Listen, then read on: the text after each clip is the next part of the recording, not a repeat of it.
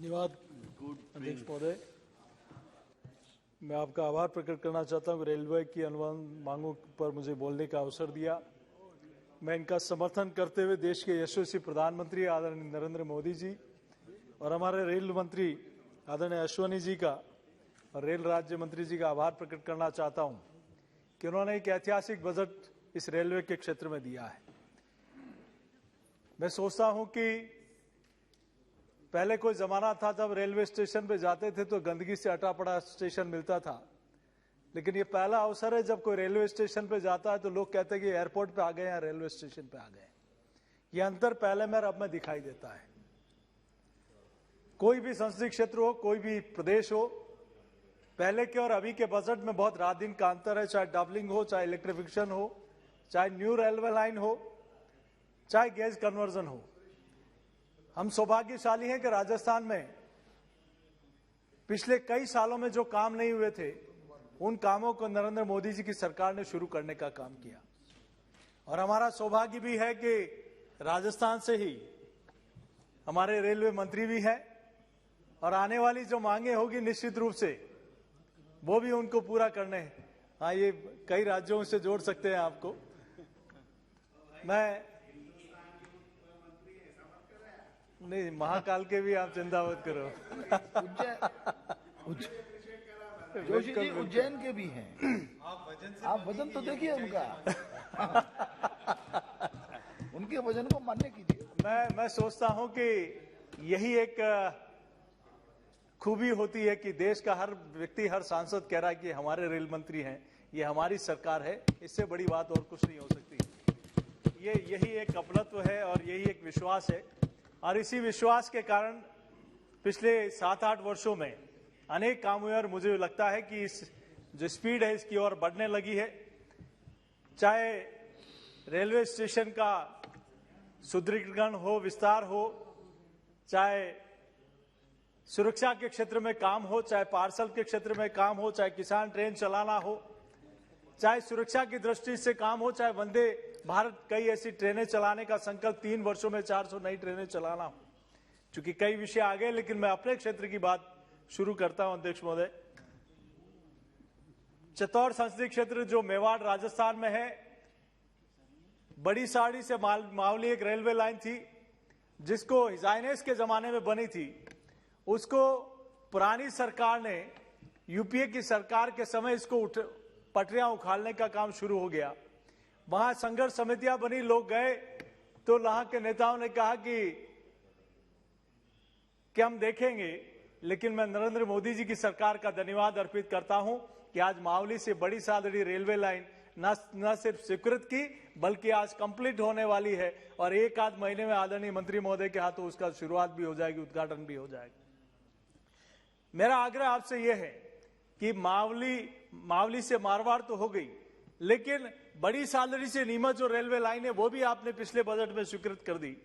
चूंकि मध्य प्रदेश का क्षेत्र है, मालवा जो भाई अनिल जी कह रहे हैं, मालवा से मेवाड़ तो जुड़ जाएगा, लेकिन मेवाड़ से मारवाड़ जो जोधपुर का क्षेत्र है वो अगर मावली से मारवाड़ रेलवे लाइन जोधपुर तक कनेक्ट हो जाएगी तो निश्चित रूप से मालवा और मेवाड़ और मारवाड़ का कनेक्शन हो जाएगा, जो अपने आप में चाहे ऐतिहासिक दृष्टि से हो, चाहे सुरक्षा की दृष्टि से हो, जहां जोधपुर में भी कैंट है, नीमच में भी कैंट है डिफेंस का, तो हर दृष्टि और टूरिज्म की दृष्टि से भी एक महत्वपूर्ण एक ट्रैक बन जाएगा, ऐसा मेरा मानना है।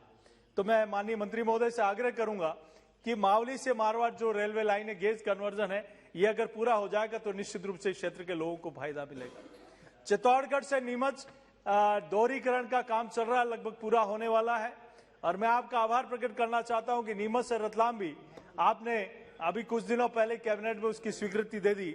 अगर अजमेर से चित्तौड़ जो रेलवे का सर्वे हो गया, डबलिंग का सर्वे हो गया है, अगर उसकी स्वीकृति भी मिल जाती है तो ये डबलिंग हो जाएगा। इलेक्ट्रिफिकेशन आपने कर ही दिया तो वो दिन दूर नहीं जब उस क्षेत्र में भी राजधानी और शताब्दी जैसी फास्ट ट्रेनें उस क्षेत्र के लोगों को लाभ मिल पाएगा। चूंकि चित्तौड़ अजमेर एक बड़ा भीलवाड़ा एक औद्योगिक क्षेत्र है और किसानी क्षेत्र भी है, तो ऐसे में अगर फास्ट ट्रेनें चलेंगी और इस ट्रैक पूरा होने के बाद और भी नई ट्रेनें चल जाएगी तो उसका फायदा निश्चित रूप से मिलेगा। हाँ, इंदौर तक भी, चूंकि वो इंदौर तक ही बढ़ेगा। इसके अलावा उदयपुर से अहमदाबाद एक ऐसा ट्रैक था जो कई वर्षों से 2008 में स्वीकृत हुआ, 8 से लेकर 14 तक मात्र 106 करोड़ रुपया यूपीए की सरकार ने दिया। मैं नरेंद्र मोदी जी की सरकार का धन्यवाद अर्पित करता हूं कि 2014 के बाद कहीं पैसे की कमी नहीं आई और आज इस 2022 में वो ट्रैक पूरा होने वाला है।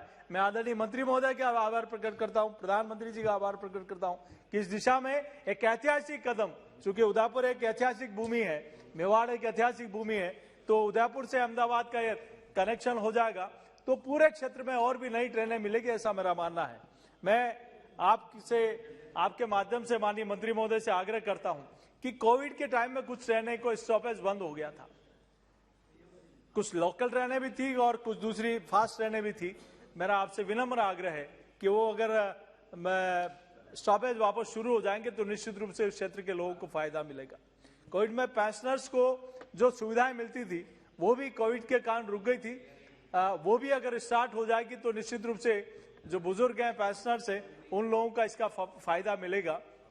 मेरा आपके माध्यम से इतना ही आग्रह, जो पटना से आप ट्रेन की बात कर रहे थे कोटा की, उस ट्रेन को अगर उदयपुर तक बढ़ा देंगे तो ये निश्चित रूप से उस पूरे कोटा और उदयपुर जो शिक्षा के क्षेत्र में, पर्यटन के क्षेत्र में एक अपना अलग नाम रहता है, तो ये निश्चित रूप से बिहार का कनेक्शन उस क्षेत्र के लोगों को होगा। वहां हमारे आग्रह पर एक हरिद्वार ट्रेन चली थी, वो मात्र 3 दिन चलती है, अगर वो 6 दिन चलेगी तो निश्चित रूप से एक बहुत बड़ा फायदा उस क्षेत्र के लोगों को जो हरिद्वार जाते हैं उन लोगों को मिलेगा। बांद्रा ट्रेन जो मेरी भी है और उस क्षेत्र के सभी माननीय सांसदों की मांग है, वो मात्र 3 दिन चलती है और दिवाली और अन्य दिनों में वहां मुंबई से हजारों की संख्या में लोग हमारे वहां के लगे रहते हैं, तो ट्रैवल्स वालों को 3 गुना 4 गुना किराया देने पर भी उनको सीट नहीं मिलती। अगर वो ट्रेन पूरा सप्ताह चलेगी तो निश्चित रूप से उन लोगों को इसका फायदा मिलेगा। मेरा एक खेमली में कंटेनर डिपो आपने पिछले कार्यकाल में दिया है भारत सरकार ने, उस वजह से बहुत ट्रैफिक वहां जाम हो जाता है।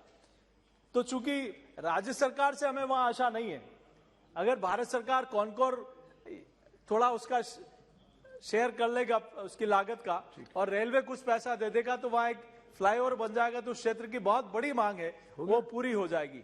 मैं 1 मिनट में अपनी बात को समाप्त करूंगा। वहां वैष्णो देवी के लिए एक बहुत बड़ी मांग उस क्षेत्र के लोगों की है।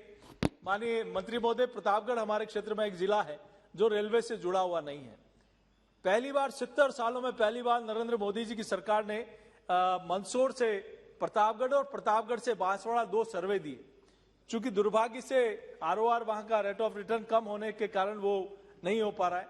मेरा चूंकि राजस्थान की सरकार तो अपनी तरफ से कोई प्रयास करेगी नहीं, लेकिन रेलवे ऐसे राज्यों को पत्र लिखना चाहिए, बात करनी चाहिए कि जिन जिलों में अभी तक रेलवे लाइन नहीं पहुंची वहां राज्य सरकार अन्य राज्यों में जिस प्रकार से सरकारें इनिशिएटिव ले रही है वैसे ही वो सरकारें आए तो हाँ, वो तो पूरा देश मान रहा है और इन 4 राज्यों के बाद तो ये भाई बेटा मेरा बिल्कुल तो मैं आपसे यही आग्रह करूंगा। मैं अमृतसर से एक उदयपुर व्यास जी के लिए ट्रेन, एक वैष्णो देवी के लिए ट्रेन, एक जैसलमेर जोधपुर ट्रेन चलती है मेरा, चूंकि वहां जोधपुर में पूरे मेवाड़ के लोग हाईकोर्ट के कारण आम आदमी न्याय के लिए वहां जाता है।